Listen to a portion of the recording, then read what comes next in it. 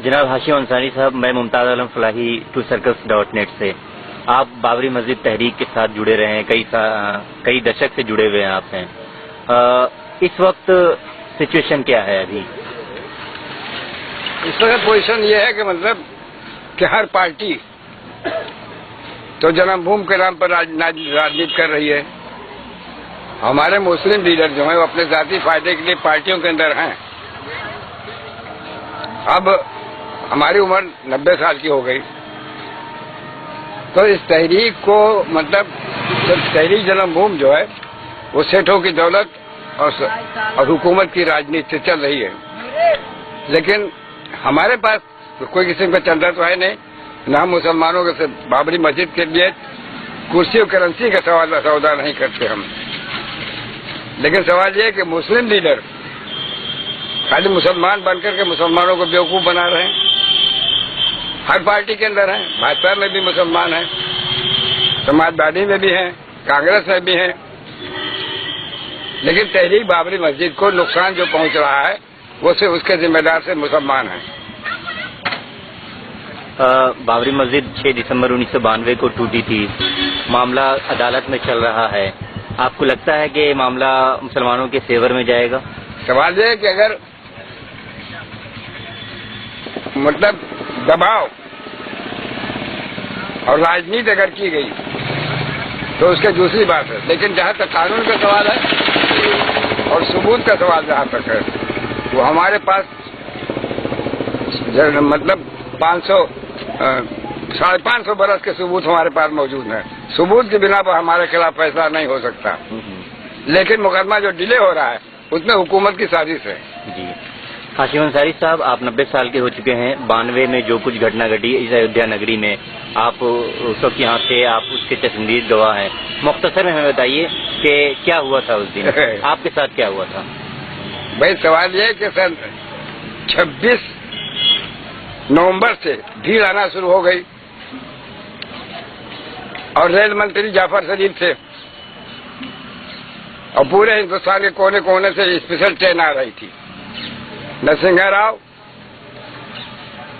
तो प्रधानमंत्री थे, लेकिन विजिलेंस क्या कर रहा था? हुकूमत की साजिश से, हुकूमत की पूरी ताकत से मूर्ति रखी गई, हुकूमत की ताकत से, और मुकदमा जो डिले हो रहा है वो भी हुकूमत की साजिश है। और हम लड़ाई तो भाजपा से हम लड़ाएं, फायदा भाजपा समाजवादी पार्टी उठावे, फायदा कांग्रेस उठावे। हम ऐसी दुश्मनी लेने के लिए तैयार नहीं। क्या आपको कोई तकलीफ पहुंची थी उस दिन? आपको जाती तौर पर यानी आपका कोई नुकसान हुआ था उस दिन जब लाखों कारसेवक शहर में थे? 2 दिसंबर को हमारे घर को घेर लिया और हम फंस गए। तो हमने मतलब बहानेबाजी करके, क्योंकि मैं लुंगी पहने हुआ था, मामूली तरीके से खड़ा था और 200 का बदमा करीब हमारे पास चलाया। तो हम अपने बहाना करके घर से निकल करके CID ऑफिस गए, उसके बाद SSP के यहाँ गए। सबने साफ जवाब दे दिया कि हम आपकी मदद नहीं कर सकते। यहाँ जज बैठा हुआ था मुरादाबाद का, उससे बातचीत किया कि आप क्या कर रहे हैं, क्या मस्जिद गिराने के लिए आए हैं? तो सवाल है कि हम करते क्या? जब हुकूमत की पूरी साजिश मस्जिद बनाने में लगी, मस्जिद तोड़ने में लगी थी, नरसिंह राव जानते थे, विजिलेंस जानता था, हुकूमत जानती थी, मुलायम सिंह जानते थे, सारे लीडर जानते थे कि मस्जिद को टूट जाना है। उस वक्त मुलायम सिंह ने क्या किया? मुलायम सिंह ने कहा कि पंडा पर नहीं मार सकता, इसलिए एक्शन कमेटी से कहा था कि हम मस्जिद की हिफाजत करेंगे, आप लोग मैदान में ना आइए। एक्शन कमेटी घर में बैठी रही, मस्जिद शहीद हो गई। मुलायम सिंह को अपना हमदर्द कैसे समझे? जबकि मुलायम सिंह, अगर एक्शन कमेटी न होती तो न मुलायम सिंह चीफ मिनिस्टर होते और न आजम खान मंत्री होते। हाशिम अंसारी साहब, बाबरी मस्जिद को टूटे हुए 16 साल हो गए हैं और उस वक्त के दिन में और आज के दिन में काफी बदलाव आ चुका है। इस वक्त यहाँ अयोध्या नगरी में हिंदुओं और मुसलमानों के बीच ताल्लुकात कैसे हैं? भाई ये देखिए, हमारी पॉलिसी हमेशा रही, मुकदमा अपनी जगह पर है, लेकिन यहाँ की हिंदू बॉडी जो है, हमारा उनसे आपसी भाईचारा सब कुछ मौजूद है, चाहे वो कोई महंत हो और चाहे सियासी लीडर हो, सबसे हमारा भाईचारा बना हुआ है। और अयोध्या के अंदर जो शांति है वो पूरी दुनिया के अंदर नहीं है। या ऐसा क्यों है कि हम लोग इनसे रास्ता कायम करते हैं? अगर बाहर के लोग राजनीति न करें तो यहाँ कोई किसी को फसाद नहीं होता। 6 दिसंबर को जो कुछ हुआ उस नरसिंहा राव के थे, कर्नाटका, आंध्र प्रदेश और तमाम भोपाल वगैरह तब बाहर के लोग आए थे, यहाँ के लोगों से कोई मतलब नहीं। और फिर सवाल ये पैदा होता है कि मैं सन 49 से पैरवी कर रहा हूँ। सन 54 में हमने रजिस्ट्रेशन किया तो 16 लड़के हमारे साथ गिरफ्तार हुए कांग्रेस सरकार की। तो 500 रुपया जुर्माना, 6 महीने की सजा हमको 144 करोड़ में दे दी गई।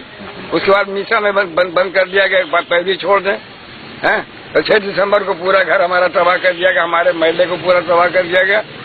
तो सवाल ये पैदा होता है कि मनमोहन सिंह ने सारे सिखों को मुआवजा दिया, 3-3 मरतबा दिया, लेकिन अयोध्या के अंदर क्यों नहीं मुआवजा अयोध्या के मुसलमानों को दिया? 270 मकान जलाए गए, लूटे गए और तबाह बर्बाद किया गया।